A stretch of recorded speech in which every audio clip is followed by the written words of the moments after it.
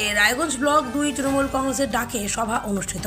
Raiganj block 2 Trinamool কংগ্রেসের উদ্যোগে voter তালিকা কারচুপি সাফাই কর্মসূচি বিষয়ক সভা অনুষ্ঠিত হয়। সোমবার দুপুরে এই সভাটি মহারাজা মোড়ে আয়োজিত হয়। গত 27 ফেব্রুয়ারি সাংগঠনিক সভায় মুখ্যমন্ত্রী তথা তৃণমূল কংগ্রেস সুপ্রিমো মমতা বন্দ্যোপাধ্যায় ভুয়ো ভোটার চিহ্নিত করতে প্রতি বাড়ি বাড়ি গিয়ে ভোটার তালিকা মিলিয়ে দেখার নির্দেশ দেন। সেই মতো এদিন শিক্ষা প্রতিমন্ত্রী তথা হেমতাবাদ বিধানসভার বিধায়ক সত্যজিৎ বর্মনের উপস্থিতিতে রায়গঞ্জ ব্লক 2 তৃণমূল কংগ্রেসের পক্ষ থেকে ভোটার তালিকা মেলানো নিয়ে একটি সভা ডাকা হয়। রায়গঞ্জ ব্লক 2 তৃণমূল কংগ্রেস সভাপতি দীপঙ্কর বর্মন জানান, মুখ্যমন্ত্রী মমতা বন্দ্যোপাধ্যায় ও অভিষেক বন্দ্যোপাধ্যায়ের নির্দেশ মতো বাড়ি বাড়ি গিয়ে নির্বাচন কমিশনের ভোটার তালিকার সঙ্গে প্রত্যেকের এপিক নম্বর মিলিয়ে দেখা হবে। এই কাজের জন্য প্রতি বুথ থেকে 5 জন করে বাড়ি বাড়ি যাবেন। এই বিষয়ে এদিন পঞ্চায়েত অঞ্চল ব্লক স্তরের নেতৃত্ব কর্মীদের নিয়ে সভা আয়োজিত হয় বলে জানিয়েছেন তিনি আরও বলেন, মমতা বন্দ্যোপাধ্যায় জানিয়েছেন, হরিয়ানা দিল্লিতে এই ভুয়ো ভোটার দিয়েই বিজেপি জিতেছে, কিন্তু বাংলায় সেটা সম্ভব নয়। সেই কারণেই জননেত্রীর নির্দেশ মতো আগে থেকেই ভোটার তালিকা মিলিয়ে দেখা হচ্ছে। আগামী 7 দিনের মধ্যে এই কর্মসূচি শেষ করা হবে বলে জানিয়েছেন তিনি। এই দিনের সভায় উপস্থিত ছিলেন উত্তর দিনাজপুর যুব তৃণমূল কংগ্রেস সভাপতি কৌশিক ঘোষ। তিনি বলেন, প্রতিটি ব্লকে ব্লকে এই কর্মসূচি পালন করা হচ্ছে। পঞ্চায়েত মেম্বার, প্রধান, পঞ্চায়েত সমিতির সভাপতি সহ সভাপতি সদস্য সহ জেলা পরিষদের সদস্যরা একযোগে ভোটার তালিকা মিলিয়ে দেখার কাজ করছেন। সেই মতো হেমতাবাদ বিধানসভার অন্তর্গত রায়গঞ্জ ব্লক 2-এ এই বিষয়ে সভা ডাকা হয়েছে।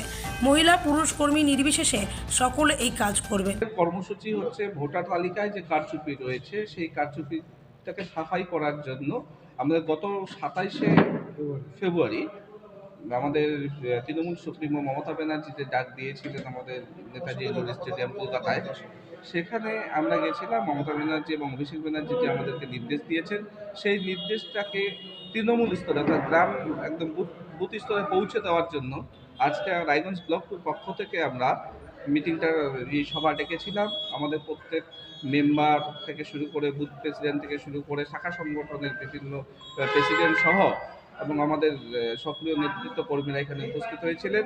আমরা যেটা করলাম যে 5 জন করে মিনিমাম প্রত্যেকটা বুথে 5 জনের একটা কমিটি, সেই কমিটিটা বাড়ি বাড়ি যাবে, কার বাড়িতে কতগুলো লোক রয়েছে, কতগুলো ভোটার রয়েছে, বাড়তি যদি কোনো নাম থেকে থাকে সেটাকে আমরা আইডেন্টিফাই করব এবং তার সঙ্গে সঙ্গে আমরা নির্বাচন কমিশনের ওয়েবসাইটে গিয়ে দেখে নেব যে একই এপিক নাম্বারে আরও কোনো নাম রয়েছে কিনা। কারণ ইতিমধ্যে দিদি আমাদের বলেছেন যে হরিয়ানা থেকে শুরু করে দিল্লি এবং মহারাষ্ট্রে যে ভোট হয়েছে সেখানে বিজেপিরা অনলাইনের মাধ্যমে অন্য নাম ঢুকিয়ে দিয়ে অন্য ভোটার বাড়ি দিয়ে তাদের মানে ভোট কৌশলে ওরা জিতে গেছে।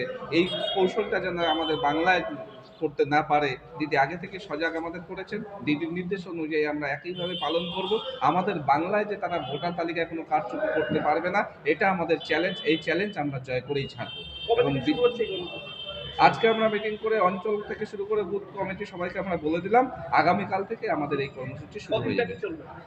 দিদি বলেছেন 7 দিনের মধ্যে এটাকে কমপ্লিট করে দিতে। আমরা চাইবো যে 7 দিনের মধ্যে এটাকে যথাসময়ে শেষ করব এবং দিদির নির্দেশকে আমরা অক্ষরে অক্ষরে পালন করব।